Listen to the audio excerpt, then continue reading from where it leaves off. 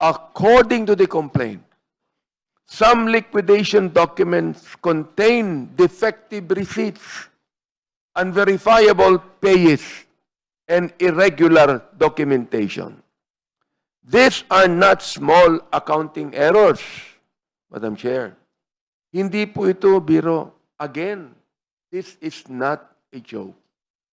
When public funds are involved, every peso belongs to the Filipino people, and when hundreds of millions are spent without clear accountability, the public has the right to demand answers.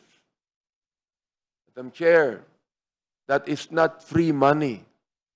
That is not a money coming from our own personal pockets.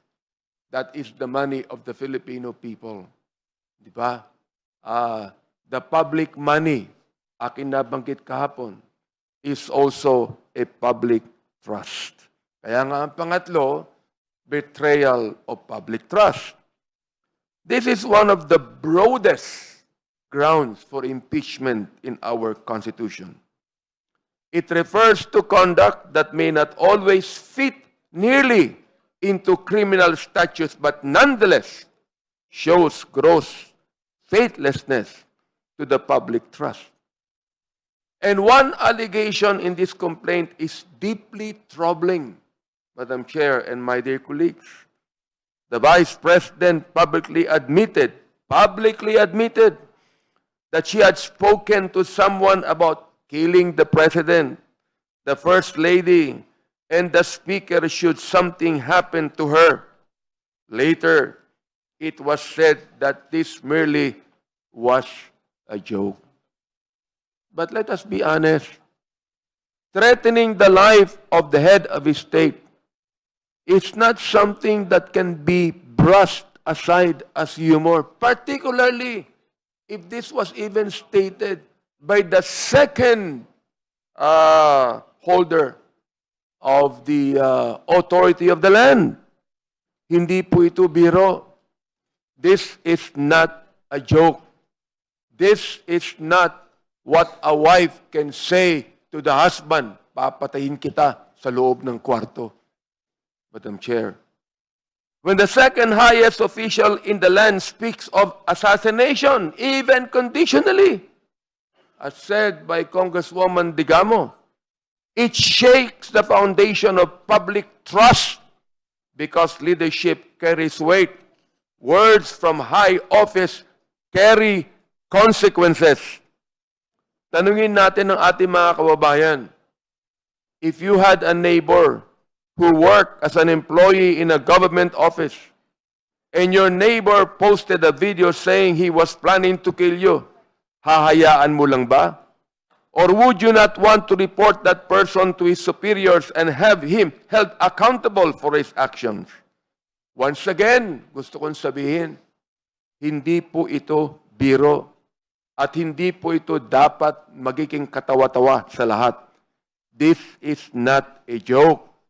Number 4, allegations of corruption and bribery. The complaint also presents evidence suggesting that public funds may have been distributed through intermediaries, including testimony from individuals who claim to have transported large sums of cash. These are also allegations of payments connected to procurement decisions.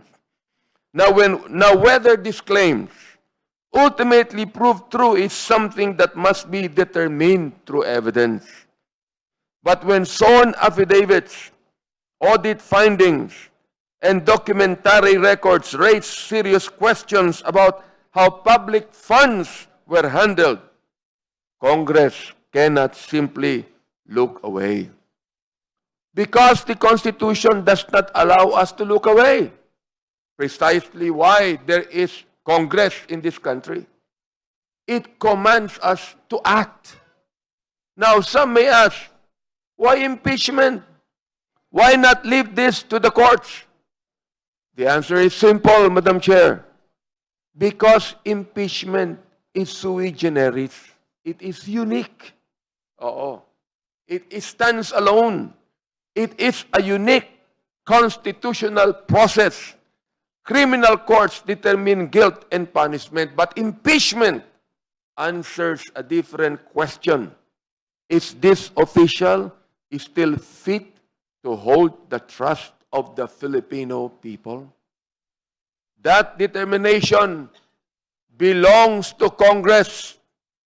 Ladies and gentlemen, belongs to Congress. Others will say that a previous impeachment complaint was dismissed. That is true. But that decision was based on a procedural technicality involving the one-year bar rule, not on the merits of the allegations.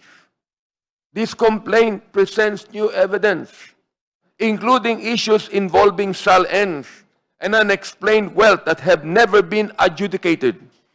The Constitution demands that these allegations be examined.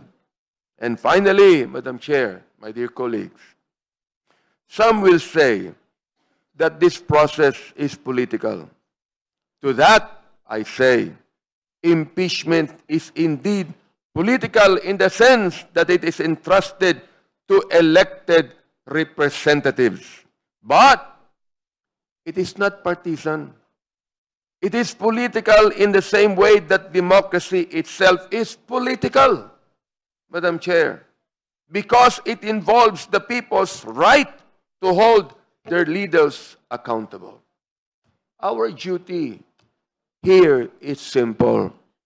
It is not to convict, it is not to condemn, but to determine whether these allegations deserve the full process that the Constitution provides.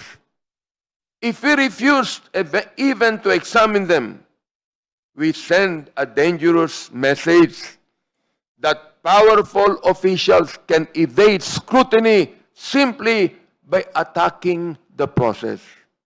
But if we proceed with fairness, sobriety, and respect for due process, we affirm something far more important than any political victory. We affirm that in the Philippines, the Constitution still reigns supreme and that no one, not even the Vice President, is above the law. Why?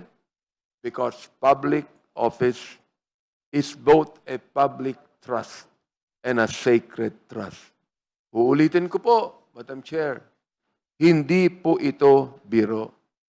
This is not a joke. This is a solemn responsibility. And perhaps these words would also issue a warning to some of our colleagues that will make stupid analogies, Mr. Chair. I would not hesitate even to question that. Ito po, seryoso po ito. Gawin nating seryoso ang impeachment complaint na ito. Maraming salamat po, Madam Chair and my dear colleagues. Thank you, Honorable Abante.